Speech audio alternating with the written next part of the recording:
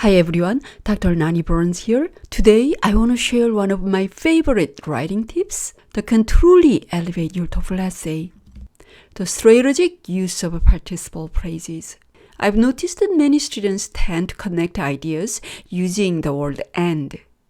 While this conjunction is perfectly fine when used occasionally, overusing and can make your writing sound repetitive, choppy, and lacking the grammatical sophistication needed for a high-scoring TOEFL essay.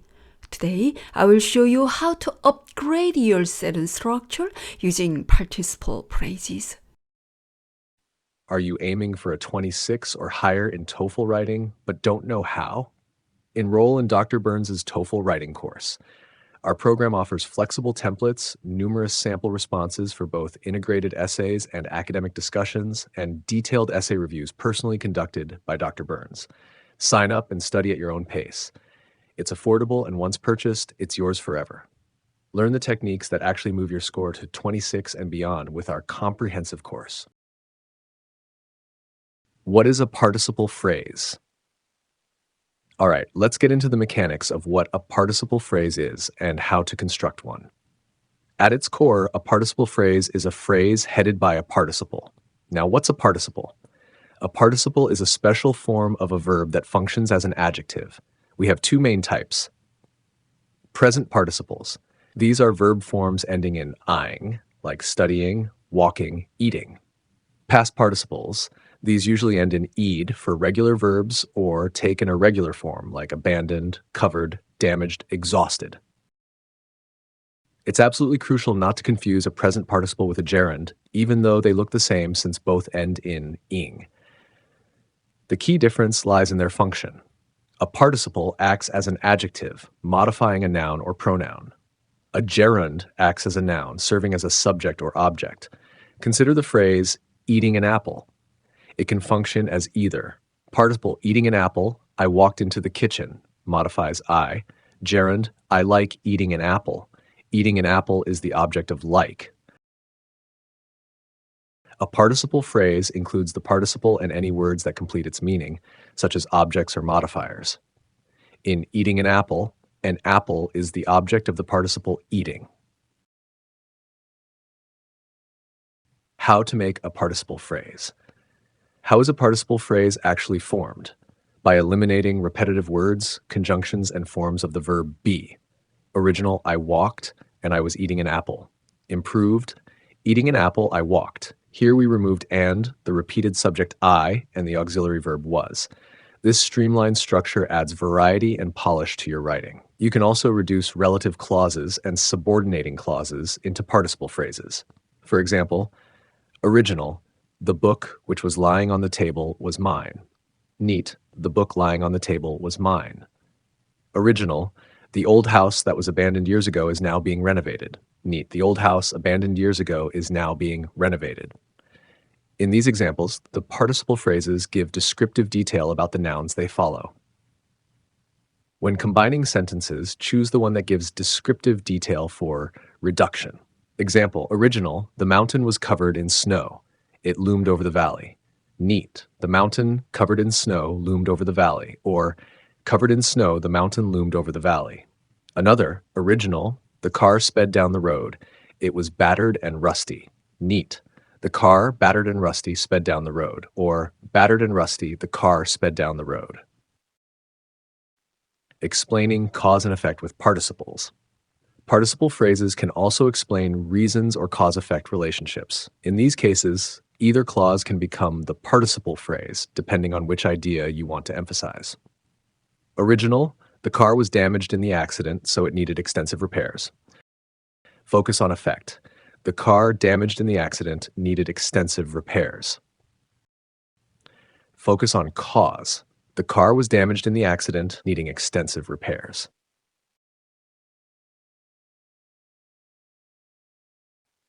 Tense of the participle phrase. Since participles originate from verbs, they imply timing. It's important that the participle phrase aligns correctly with the main verb. Use the simple present participle when actions are simultaneous or when the participle leads into the main verb.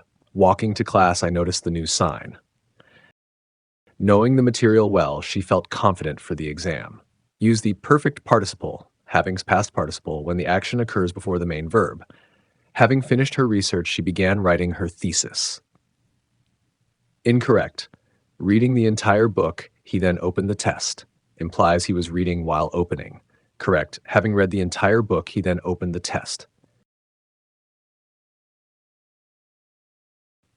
Dangling participles. Participle phrases must clearly refer to the subject of the sentence.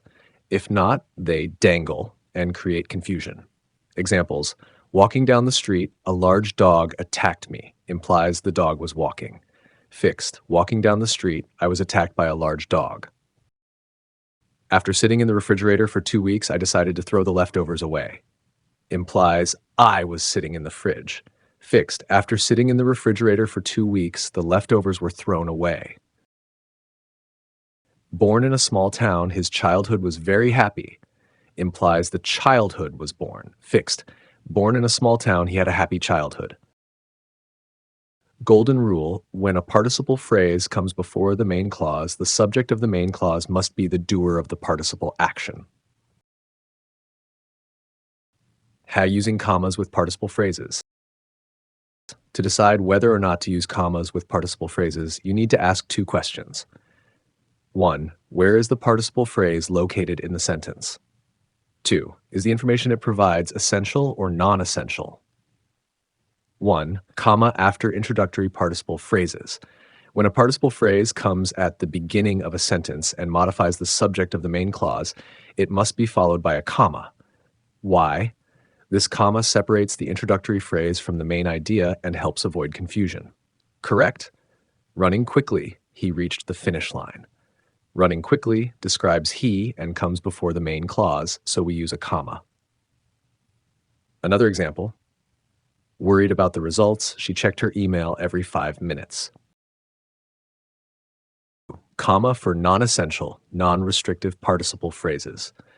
When the participle phrase gives extra or descriptive information that is not essential to identifying the noun, we place commas around the phrase. This applies when the noun is already clearly known. Correct. John, wearing a blue shirt, ran after the bus. Why? We already know who John is. The detail, wearing a blue shirt, is just extra. It helps us picture him, but it's not necessary to identify him. So we set it off with commas. Another example. The dog, barking loudly, scared the mailman. We already know which dog. The barking is just a detail. For essential restrictive participle phrases. When the participle phrase helps identify which person or thing you're talking about, then it's essential to the meaning of the sentence and no commas are used. Correct. The boy wearing a blue shirt is my boyfriend. Why? There may be multiple boys. The phrase wearing a blue shirt tells us which boy we mean. That's important, so we don't separate it with commas. Students taking the TOEFL next week should attend the review session. Taking the TOEFL next week identifies which students.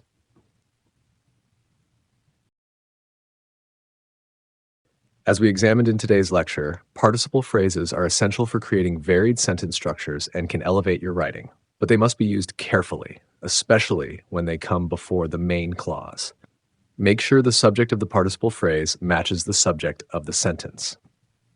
By understanding these nuances and practicing correct usage, you'll significantly enhance the elegance and clarity of your TOEFL essays.